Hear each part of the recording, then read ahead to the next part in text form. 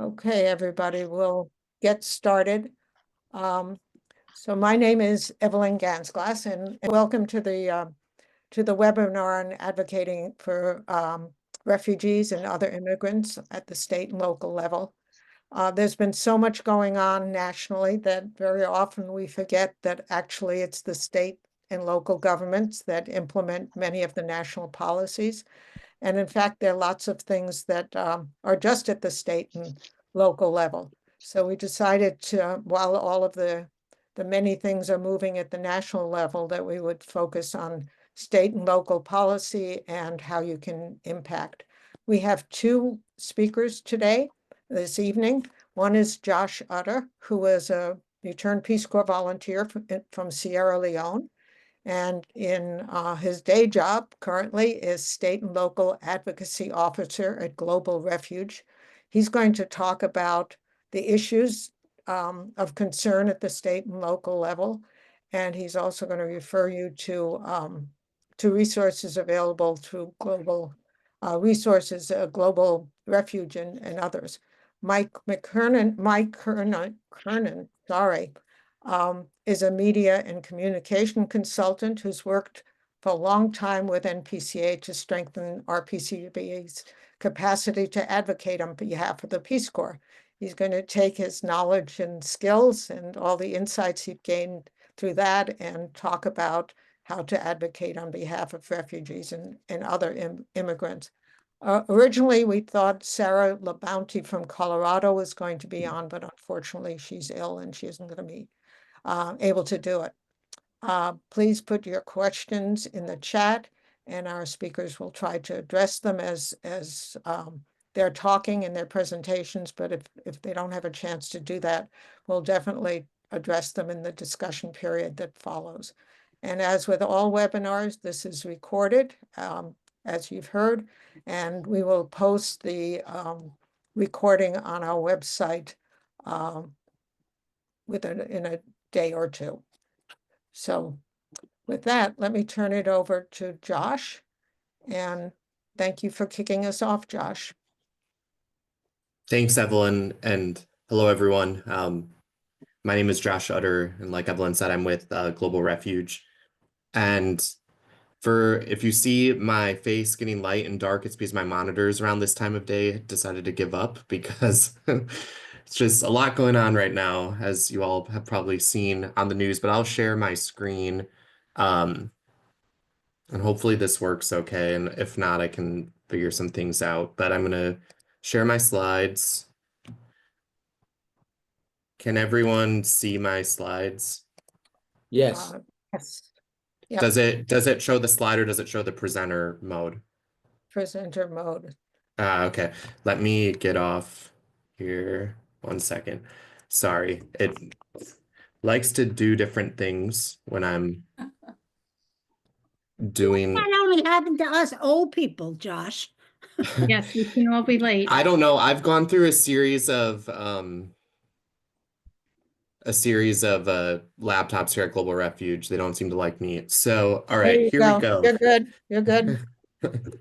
Here are my slides. All right. So again, thanks everyone for being here tonight. And I can talk about a few things. I'd say, so Global Refuge, we were formerly known as Lutheran Immigration and Refugee Service.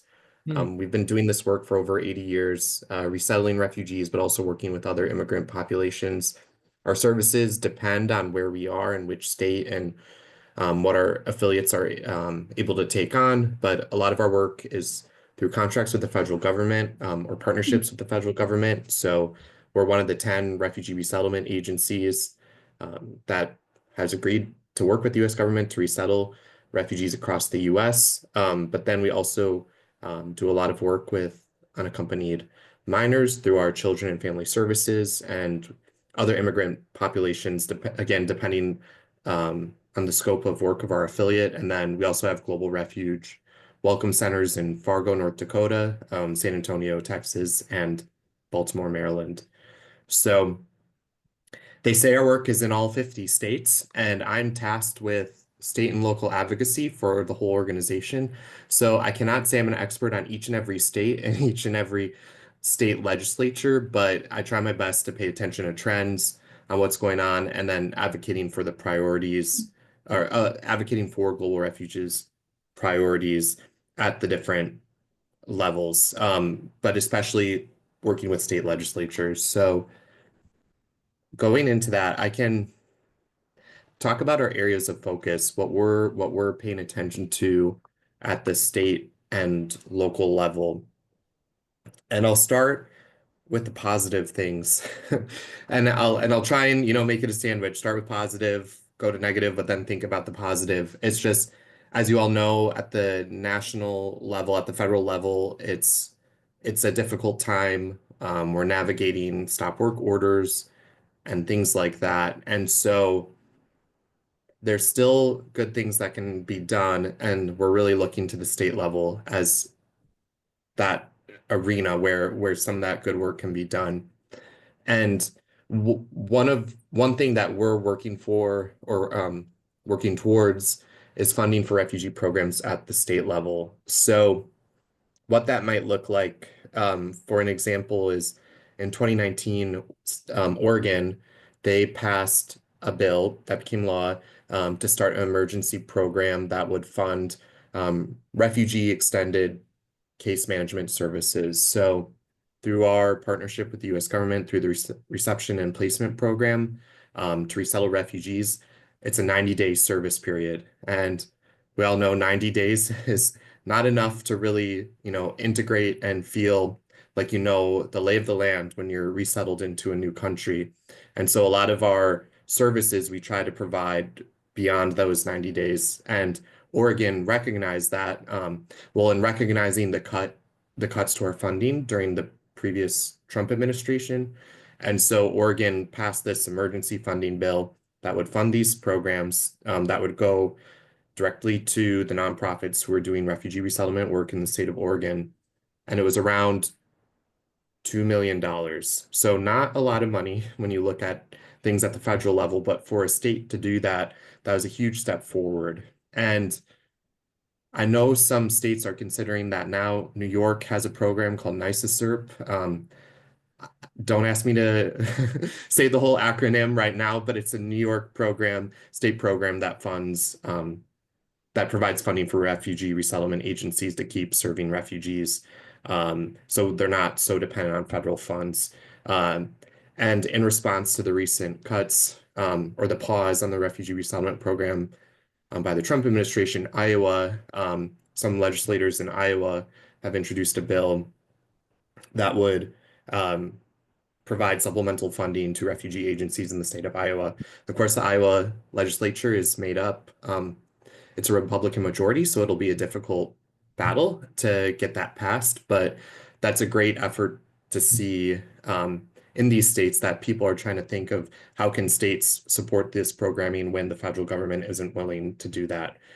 So that's just an example, and I don't know where everyone's calling from, so I'm sure you have questions unique to your state, but I'm just going to give some examples as I keep going through, and you can take that and I can point to you to resources. So if you're curious about what's going on in your specific state, you can find that. But that's something that we're really paying attention to and focusing on and trying to socialize within other state legislatures, is this funding for refugee programs at the state level.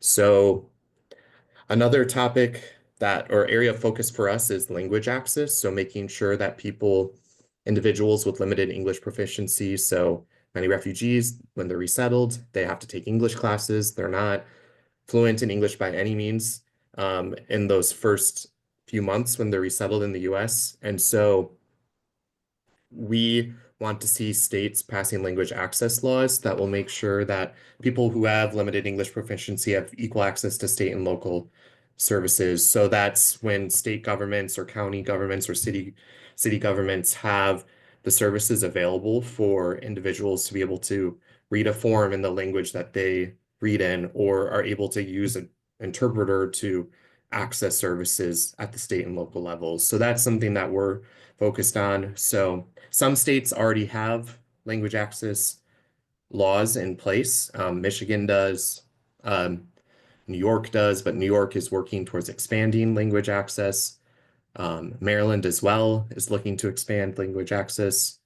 And there's a few more states, Colorado. I don't have the full list in my head, but those are just some examples. And then one thing that we're paying attention to, language access applies to everyone, immigrants and refugees. It doesn't matter your status and how you got here. We want to make sure that all people who have limited English proficiency have equal access to state and local services. Another area of focus for us is access to education for immigrant children.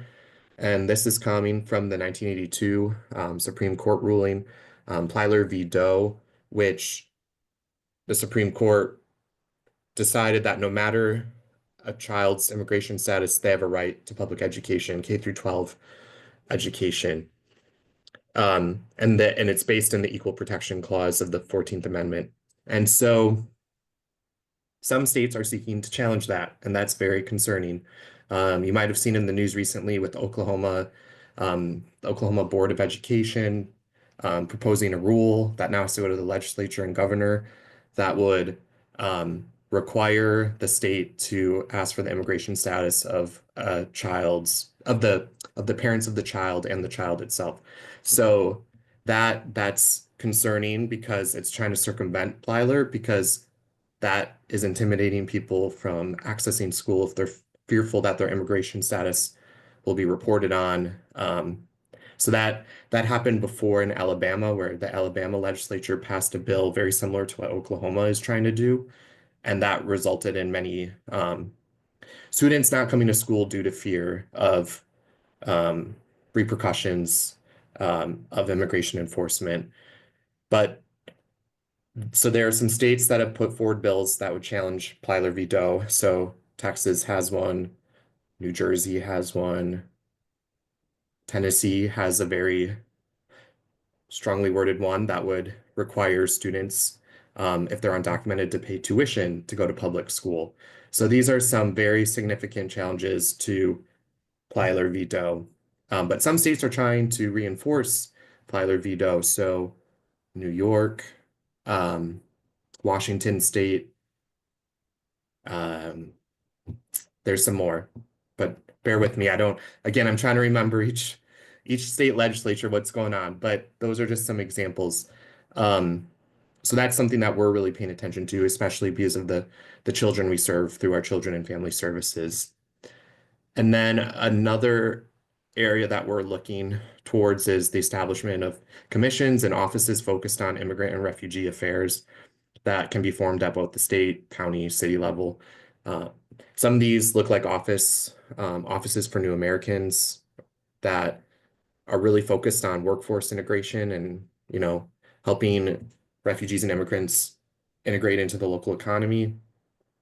But then there are other commissions formed to just evaluate services for immigrants in their community to make sure that people are able to access what they're entitled to. So those are just some examples, and it can depend, but there's a whole list of states that have offices of legal migration, or for example, in Maryland, there's the Maryland Office of Refugee Affairs, and that, it's MORA, M-O-R-A.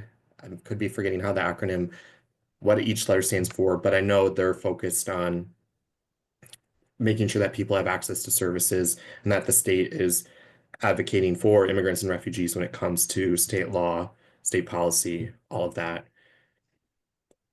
On the more negative side, things that we're paying attention to is immigration enforcement at the state level. As we know, immigration enforcement is the responsibility of the federal government. States don't need to have laws in place to enforce immigration because the federal government is in charge of that. But many states are putting forward policies that say that if someone is undocumented or transporting across their state, if someone's driving someone who is undocumented driving across the state, that could be considered smuggling. So there are things like that states are trying to crack down on people who might be undocumented, but this is typically this is the responsibility, not typically, this is the responsibility of the federal government, but states are seeking to instead implement immigration enforcement and giving their local law enforcement officers the ability to enforce immigration law. And I can list plenty of states that are looking to do that: Oklahoma, Missouri, Tennessee, Mississippi, Texas. There are many more I could list. And they're not all, there's states like in the north as well that are really trying to focus on this immigration enforcement. And then there are many states putting forward bills that would make sanctuary jurisdictions illegal in the state. And so that's something that we're really paying attention to as well. And while we're not the leader on this, there are many other immigration groups who are paying attention to these sanctuary policies. And I can help point you in those directions if this is something that's happening in your state. But that's, again, this is concerning, especially as states are doing this as well as the federal government. The federal government is trying to really clamp down on sanctuary cities as well, or sanctuary jurisdictions.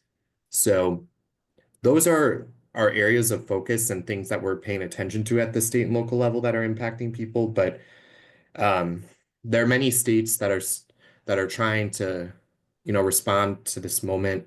For example, and some of these really negative, really harmful policies are failing in the state legislatures. Like Mississippi put forward a bill that would establish a bounty hunter program for immigration enforcement to find people who are undocumented, but that failed in committee. It didn't pass. So there's some hope there that some of these really, really harmful policies will not get through, but it requires people like you here today who are listening to pay attention to what's going on in your state legislature. I feel like so much is focused on the national level right now that we're failing to see what's going on at the state and local level. And that's where a lot of these policies have a direct impact on the people in our communities.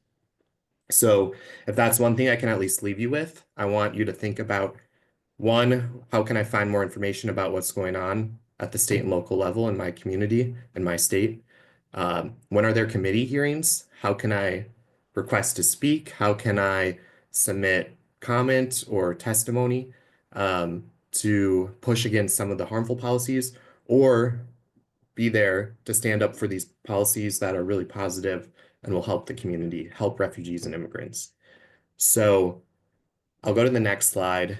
And as I was saying, I think it's really important. I participated in a advocacy day recently at a state Capitol building, and it was just interesting talking with folks because so many people, some of these legislators are neighbors. They're in their community. They know these people, but they don't think like, oh, I can actually talk to them about these issues in my own community. So I always recommend for folks to get to know your local legislators, find out who your House representative is in your state legislature, your assemblyman, your delegate, whoever that is, and then also find out who your state senator is and show up to them. They need to hear from us as well. It can't all be focused on the federal government. I know Congress holds a lot of power, but we need to also be paying attention to what is going on in our state legislature.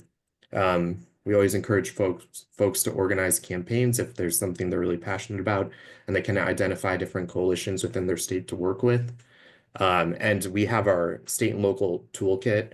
There's a link there. I'll post it in the chat so you can actually access it directly. And then we always encourage folks to join and coordinate with local coalitions to find out what other groups, for example, like Maryland, CASA is a very active group on immigration policy in the state of Maryland. So I recommend reaching out to CASA, seeing how you can help, how you can volunteer with them. But that's just one example. Each state, there might be different coalitions to work with.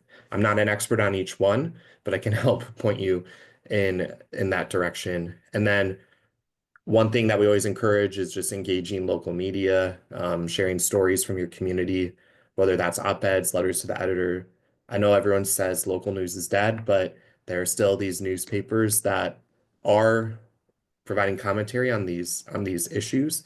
And it always is great when letters can be sent in to show that we may not agree with everything that's going on at the state level. And then you can work with us to develop letter templates, talking points, one-pagers. You can reach out to me and I'll have my email. Or I'll actually share my email in the chat because I don't want to post it in a recording. But you can reach out to me anytime to learn more about what you can do and how you can have the resources you need to advocate at the state and local level. So I'll wrap it up with that, but I think it's just there's so much going on. And I think it's helpful when you're able to bring it to the local level and see, okay, Congress may be going through all of this, but what can I do within my own community? And that's paying attention to the legislative session, how long it goes, are they in session? Can I schedule a meeting with my local representative just to and bring some friends to raise awareness of, I'm really concerned about this. And the legislature in your state might not be considering a bill that you can directly tie to what some of the issues I was bringing up before, but it's still important to let them know that you care deeply about that you care deeply about the refugee and immigrant community and you want to support them as much as you can. But I'll leave it with that. Apologize for the weird lighting. I'm not normally on this late at night doing webinars, but anyway, thank you for your Josh, time. we had two questions in the chat box. We'll see if you already answered them. One was Yeah. what can be done in an anti-sanctuary state? And the other one was, hopefully you answered this, how can RPCVs connect in their states on these issues? So those were the two questions in the chat box for you. Great. So, how can RPCVs connect with others in these states working on these issues? You can reach out to me and you can see if I know of any of those coalitions, and I'll post my email in the chat. So you can always follow up with me. And I think like Global Refuge, we're in so many states and we have so many affiliates, and our policy team is quite new. Many of our staff are quite new to Global Refuge, so we aren't the experts on each and every little group working in every state, but we know our affiliates may have contacts or there's other coalition spaces that we can connect you with. And then when it comes to anti-sanctuary states, the question was, what can we do? Yes. Yeah. You're in an yeah. Well, I think the thing is, so some of these states that are putting forward these policies, I think it's just really important to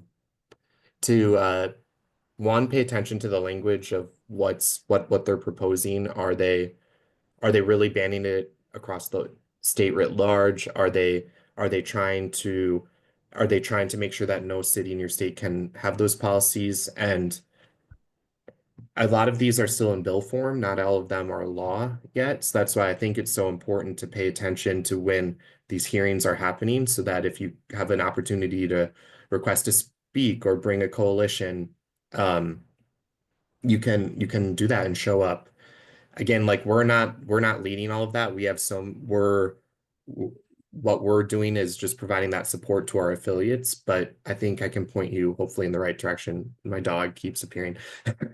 But anyway, but I hope that helps answer that. Can I just add something else? I don't know if it'll work, but on our website, we have an online guide to refugee resettlement, which needs to be updated given everything going on, but it's there. And there are maps of clickable maps in there of all the refugee agencies, where Global Refuge is the refugee agency, where HIAS, where IRC, where Catholic Charities, and the other ones that are the 10 designated refugee agencies are. So you can always look to them. And then by clicking through that, there's also then a listing of some of the partner organizations in those states. So it's kind of tedious. And but that will get you closer to people on the ground who actually know exactly what's going on within each of the states. Mhm. Yeah, And, yeah, hi, Josh. My name's Mike Kiernan. I'm the next speaker. I just can say that I think you guys were previously Lutheran World Relief, right? Or We were Lutheran Immigration and Refugee Service. right. So Lutheran World Relief is separate from us. Right. But back in 2017, 2018, this group worked very closely with the Lutheran group, and especially the PR person who headed that, who was in charge of media relations. And we did a number of things together. So, I mean, I guess what I'm trying to say is Josh is a great contact for people on this call. I mean, the Lutherans have done a tremendous job around the country in fighting for the rights of immigrants and refugees. And you know, you're kind of self-effacing, but I mean, it's a very powerful force among all the groups. I mean, they represent a very powerful national voice for immigrants and refugees. And collectively, you all meet, right? Or at least you have, just go somewhere else for now. you discuss national policy and that sort of thing, I assume. Oh yeah, and we're part of different coalitions. We're part of the Refugee Council USA. So there's plenty of conversation between all the different nonprofits, NGOs that do this work. And our CEO has done a lot of great work to be out in the public, raising awareness of these issues, whether through media or other mediums. So it's definitely a priority for us to raise awareness of this. But I'm not kidding when we have a huge network. So like I wish I was an expert in each state legislature and things like that. And some of our affiliates, like that's they're already doing so much that their focus isn't always on what's going on at the state level, but there's a lot to be there's a lot of great work going on, and I'm happy to be a resource for anyone here. So That's that's great, Josh. So maybe now's a good time to turn it over to Mike, who's going to pick up where Josh left off. Well, you know, this is a small group that's on this call, and you know, the challenge seems daunting in the face of what's happening, and we're getting swamped with information on all sorts of things. I mean, Josh, I think is right that when you work at the community level and at the state level, the issues get clearer for you in terms of A, what the issues are, and then B, what you can do about them. So I wanted to ask people on the call, you know, 2 or 3 people, if they could speak about what they're most concerned about. You know, are they just getting into this, or have they been involved with where they involved 7 or 8 years ago when this issue was a main focus of the Peace Corps community for refugees. So could you know, for those who are on the call, could 1 or 2 speak up and talk a little bit about why they're on the call, what concerns them most, or what are the questions they want to talk about, and perhaps either Josh or I could give you some guidance. Any takers? This is Janice. I'll speak up. I'm brand new to it. I finished the long-term volunteer project, and I said, okay, what am I doing next? Right? And that long-term project took about 12 years. So I have got in contact with the Western Mass Asylum Seekers Network. It's a nonprofit.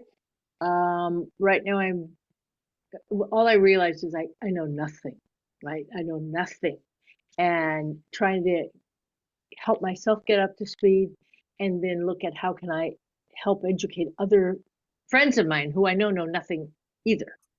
And so right now I'm doing some translating for them of some letters and things for that group. But are there people, are there resettlement programs in Western Mass? there are, I believe there are some. See, I'm not even sure if I know that. Yeah. I know that because, well, when you say a program, I know there are people resettling here because they're looking for money. They're always looking for money and places for people to live. So if that answers your question, that's a resettlement, that is going on. Well, there's likely a group that's helping them resettle, and that's a good place to start. Okay. And there are every community has different issues, but what we did 7 or 8 years ago was we tried to plug in people with groups that were active in their community. And there are all sorts of different types of activists. There are those who are really effective just sitting home and writing a letter to the editor or helping edit letters to the editor. And there are others who are kind of spark plugs who are extroverts and like to socialize and will get together with a group and aren't afraid to reach out to the state legislators and whatever. And what can I do to advance this program? So you find the champions in your community who are already on top of this, and you just say, what can I do to help? And if there are other Peace Corps returned Peace Corps volunteers in your community who are interested in this, that's helpful too. I mean, when it comes to 3 or 4 returned Peace Corps volunteers going in and seeing an assemblyman or a state legislator, they have a strong voice because they've been in the developing world. They've worked with this. They know how difficult it may be in these different countries. So, I mean, you have a voice that others may not have in terms of speaking on behalf of these folks and what they need. I also wanted to talk about. Wait, Mike, Go ahead. I know Kate had her hand up, so maybe Oh, she has sure. another issue Please. to bring up Please. as well before you keep going. Go ahead. Absolutely. Not necessarily another issue. I had put it in the chat and I know Josh responded, but one of the volunteer efforts that I'm looking to get involved in is doing charlas or talks, know your rights talks in immigrant communities. I used to be a legal aid attorney many years ago in my first career in Atlanta, where I was a Hispanic outreach attorney, and I went to churches and community centers and schools and battered women's shelters and addressed did talks about rights. And I think this is particularly relevant now as we have people who don't understand what their rights are vis-a-vis ICE. And in schools, I heard an article earlier today on hospitals. So I think I have the skill set that I could be useful as a volunteer to an NGO that wants to get more word out to immigrant communities. And there's one group that you might be able to speak to, which is the teachers of, I have a son-in-law who is, he's originally from Guatemala, US citizen, teaches 8th grade, and he's the welcoming student for immigrants and refugees in his school. And there's a whole set, every school now in most areas, there are many schools that have those people identified, and a lot of them don't know their rights, and the school systems are trying to inform them, but if you have that expertise, you can make yourself available. That can be a tremendous service to those. I know that he was panicked. What are they going to come into are these ICE people coming into my schools? And I was able to find them the legislation that specifies what they can and can't do. But every state is a little different. And so that's a tremendous resource that you have. And there's a tremendous audience out there. Hospitals, you're right, institutions, hospitals, police departments, perhaps. you know, what are the, you know, what can you do and what can't you do in these schools in that situation? So that's a wonderful resource that you're offering. Can I just interject? Last month, we had a webinar on Know Your Rights, and we have posted that recording, of course, but also lots and lots of resources that we've become aware of, including resources to give the people, the immigrants themselves in multiple languages produced by the ACLU and lots of other groups as well. So look at that. Sorry Yeah. to interrupt. No, that's great. Did I, you know, I didn't mean to monopolize on what you were saying. So did you have anything else that you, Kate? No, nothing else. Thank you. I know I need to pursue some of the resources that were also mentioned in the last webinar that I sat in on. Thanks. Yeah, good luck to you. Anyone else with a thought?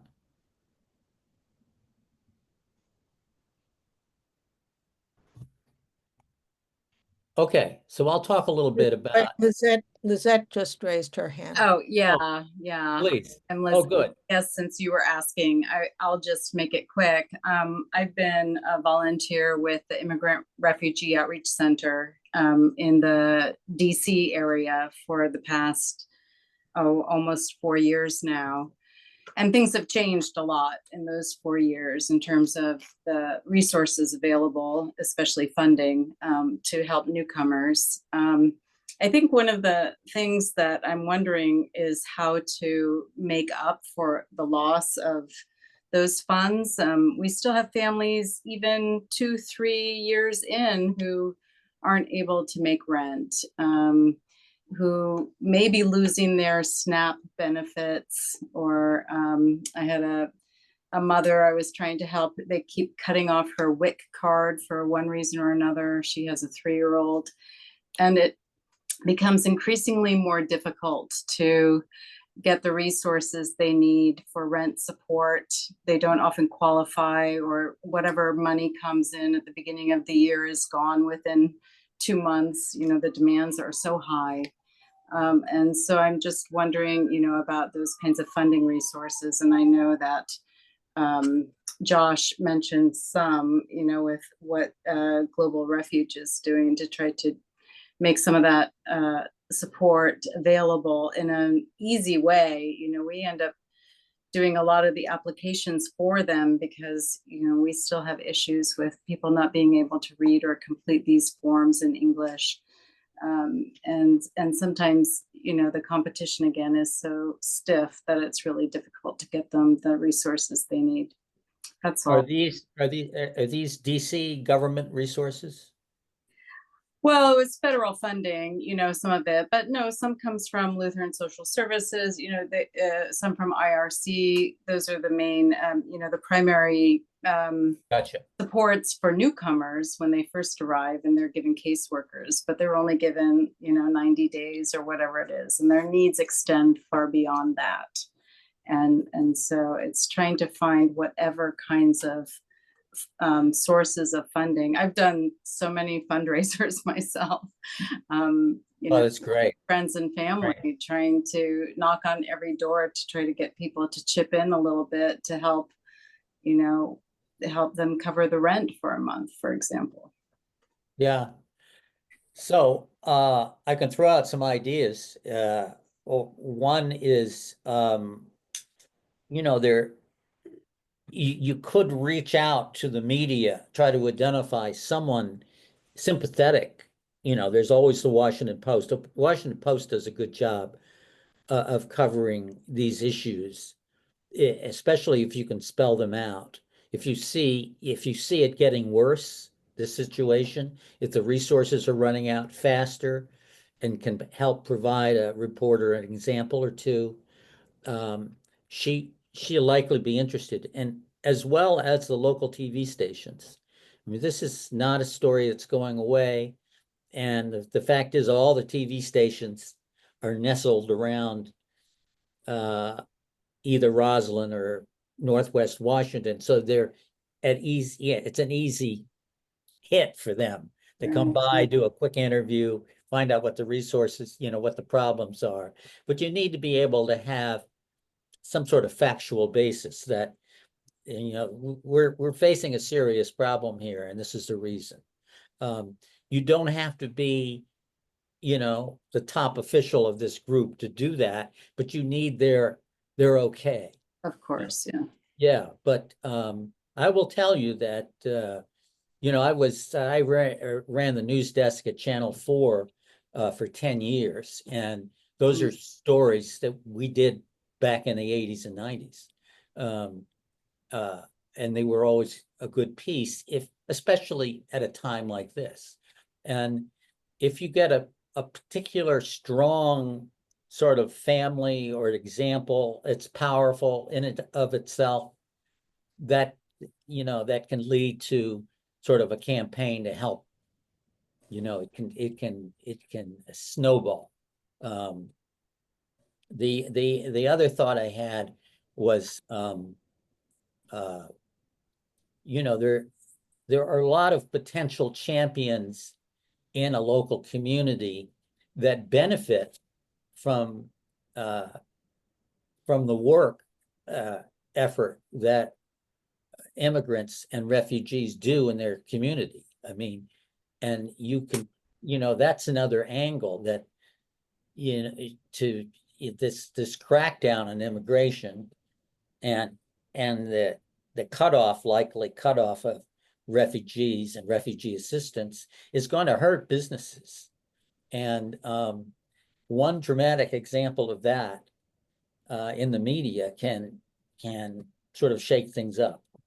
And the classic example I've given in the past in these little talks is the unexpected messenger, someone that you would least expect to champion a particular social program. So in the past, in 2010, I was part of a group that organized retired military generals and admirals to support the improvements in the child nutrition program. And we had a tremendous number of scientists and educators pushing hard to get Congress their change to pass this stronger legislation. But it really took these retired generals and admirals to say, we're weaker as a country, and our military is weaker because 1/4 of 18-year-olds are too fat to join the military. They're too overweight. They don't pass. And that's a reversal from where it was after World War II, where they were too malnourished to join the military. And that's what led to passage. It was because the military argued for a school lunch program that we initially had a school lunch program. And then some 50 years later, we're saying, well, we need to improve the school lunch program because the kids aren't eating the right stuff. So so looking for those unexpected messengers. I'll give you one other example of police chiefs arguing for quality daycare programs, because kids who attend quality daycare and pre-K and kindergarten are much less likely, even in the poorest communities, they're much less likely to get into trouble than kids who don't have access to these programs. So true. Yeah. Great ideas. Yeah. But I mean, it's getting the local media involved, especially the local TV stations. And frequently, if you watch these TV, you can find those sensitive reporters who'd probably be interested in hearing about this, especially if they've done a couple of programs. Or you can just call the assignment desk and say, do you have somebody who's looking at the immigration problem? or the refugee problem, because I have got some story ideas for you, and they'll chat with you.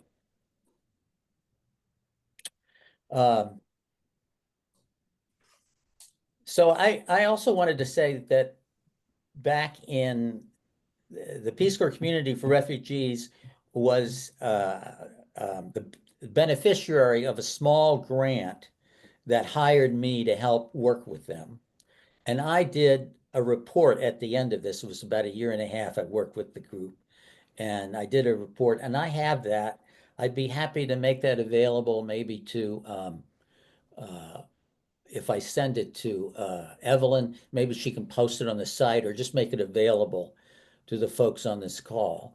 And it has a lot of different examples of op-eds and letters to the editor that were written 7 or 8 years ago when Trump just came in, and also a sort of a summary of the different activities we did. There's some examples of a champion. We worked a lot with Mandy Manning, who was the Teacher of the Year, I think back in 2018, maybe 2017, and she was one of these teachers who her job in Spokane, Washington, at a high school was to welcome the immigrant and refugees and students and to work with them, and she became the National Teacher of the Year. So we really did a lot of work with her, and she still is very active in the NPCA as well as this group as well. So I just don't want to go on and on. Any other questions from folks? I see that Richard was here. Richard, are you out there? I'm right here. Hello. Yeah, we've been Hi. involved here about the last 7 or 8 years. Advocacy, but of course, the advocacy efforts on the national level, we had some small successes, but overall, it's obviously gone downhill. So I think we need to pick up that. I'm so glad, Josh, you made a great presentation on state and local level. Maybe that's where we need to work more. So the person who unfortunately couldn't join us was going to talk about working with state legislators and how you approach them. I mean, I don't know all that she was going to talk about, but that, I think, doing some background on the legislators who do have the opportunity to introduce legislation, to champion the legislation, to influence people in mayor's offices. I mean, you have to find the right people, clearly. But you can also research what they've, what they've said in the past and what their interests are. But these are all approachable people. Absolutely. Absolutely. Especially if they represent you. They have sort of an obligation to respond. And and it may be fairly easy to find out where they stand on these issues, just to go to their website and look at their bio and see if they've see whether they're a Democrat or Republican. Really, partly starts there. Marcy, did you have your hand up? Well, I just have done a lot of work with the Board of Elections. I was going to say the other thing to do is find out who's running when, right? How close their last race was, and what are some of the issues that might be relevant in there, or yours. Ideally, it's yours, but see if there were some other questions or alliances in there. Go to their website and so on. But we have daily stuff we all need to do and keep doing, but we have a little time to think ahead to who's up next. I know in New York, I'm not in the city, but there's a lot of talk already about who's running for what and when. We got mayor, we got governor, we got a lot of things, and that can be a leverage. It can be, it's not always, but it's something else to look at. Yeah, yeah.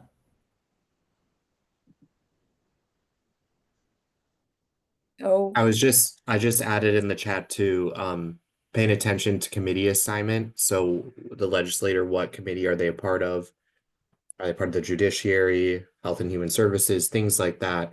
That can really help determine the type of legislation you want to see introduced and will it actually get through committee? That's pretty key. Depending on the state, committee is end all and be all of getting stuff through. But it's it just depends. But I think your representative owes it to you to listen to you. So that's why I think even start with the people that are your district representative, your district senator, and your state, to reach out to them. It doesn't hurt. Just introduce yourself, annoy them, just like be there to at least know who you are and bring friends, bring your neighbors, bring other people, because that's who they're going to want to hear from. And I mean, some of these state races, they can be really close. So if you turn off your neighborhood against them, that could be the reason why they lose. No, I'm just suggesting ideas, like in the sense of, it could be your Peace Corps community, but it could also be the people that you live with, like bringing these issues to your representatives. And many Right. of us have representatives who, in fact, are immigrants or children of immigrants. There's a lot of places where they are the local leaders in many ways and in many official roles, and they can look for you for support, and you can support what they're trying to do. and then other possible allies is the business community. Both the retail folks who lose when they lose customers and others who lose workers. And sometimes they have a, entree to people that you might not have an entree to. So those are, especially at this point, I think groups that, may politically lean one way, but when it comes down to their business, see other interests as well. So that's another group to work with. Absolutely. Yeah, I just spinning off of that, I can envision a group of home builder contractors collectively getting together and saying, if this moves forward, if this particular piece of legislation or this crackdown continues, this is what we're going to lose in terms of our business. We're going to lose our businesses. We need these workers, and it can be a kind of a powerful thing if it's organized and you have 4 or 5 people walking into a state legislator's a member of the state legislature's office and saying, we're really going to be hurting in your community. I mean, we need you to do something. So just to say that we have an upcoming informal discussion. Every month we have we convene informal discussions among people who just show up, and this is a perfect kind of discussion to have. They're small groups such as this, and the agenda is driven totally by the people who show up and participate. But this question about advocacy at the state and local level, as well as nationally, we just we will continue to focus nationally as well. But just for this event, decided to focus on state local. The next informal discussion is on Wednesday, February 19th, so next week at 8 o'clock Eastern. And those sessions are not recorded. So you can't benefit from the discussion if you're not part of it. I know lots of people, can't show up for the webinars and then just listen to them later on. But these discussions are live and very informal, and you can talk about anything you want. So I wanted you to be aware of that. You can sign up on our website and you'll get a Zoom link.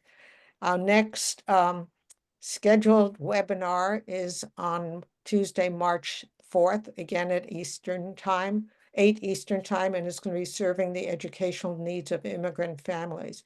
And Josh, touched on that, But here we're going to look at from early childhood education to ESL to access to post-secondary education, in-state tuition, all of those kinds of issues that are very much driven at the state and local level, and the resources are there for that. And we'll have a number of speakers for that. Yeah, Evelyn, I think Lacey wanted to have something else. Okay. Go ahead. No, I didn't. It wasn't me that had anything to say. Oh, okay, sorry. Okay.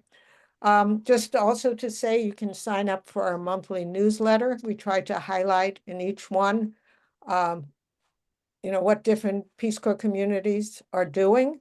And so if you are active at your local level and you're doing something that you think is shareable, we'd like to highlight it and share it with others. So we hope that the back copies of the newsletters are again posted on our website. You can look at those, but get yourself on the mailing list and we'll send them to you as well. And finally, our appeal still is out there that we're looking for people to help lead this effort. Ann Baker and I and Christine have been filling in as some of the previous leaders have stepped back a little bit. And we've gotten some great people who've stepped up and volunteered. But if you find this interesting and worthwhile, we hope that you'll join us again and let us know if you're interested, and we'll get in touch with you and figure out the best way to connect. So thanks all of you who joined this time. I'm sorry? I just wanted to add in, we also are very active on social media. So for instance, the Young Center just called and asked if we would post something. So if anyone has something to share, or we try to really, I love what Josh said about sandwiching the positive with the negative. It's always good to share some good news to spur people on, because it's a very sad time right now. And it's just good to hear some good things that are happening. So if you have any good news, just send it by us. Thanks. Sorry, Evelyn. No, that's great. And I missed, sorry, I didn't see Kate had her hand up. Did you mean she just took it down? Oh, yes, Okay. I just had one more comment. Okay, I sure. was a part of a Welcome Corps group that was preparing to host a family of 6 Sudanese refugees when the stop order came. And so there are many groups that had been involved with Welcome Corps as potential future sponsors who are now pivoting to try to find new volunteer opportunities or to try to redirect their efforts. So these are groups of people that are already organized, and it might be worthwhile to think about how we can engage that. So one of the things that I've seen coming across our WeChat is in the DMV area, there's a group of people who are saying, okay, we've got a whole load of furniture that we collected for our family that now we would like to repurpose to give to a family who's in need, who's already here. And there are all kinds of chats going around about anything from education to language classes to job search for families. And so it's a big community that's sharing information. And I think that's a nice community of people to try to engage. Yeah, absolutely. Yeah, definitely. Thanks. Okay, so we started a little late. We're over the 1 hour. I thank you again for joining us and hope you come back for some more. Good night, everybody. Night. Thanks. Good night. Night.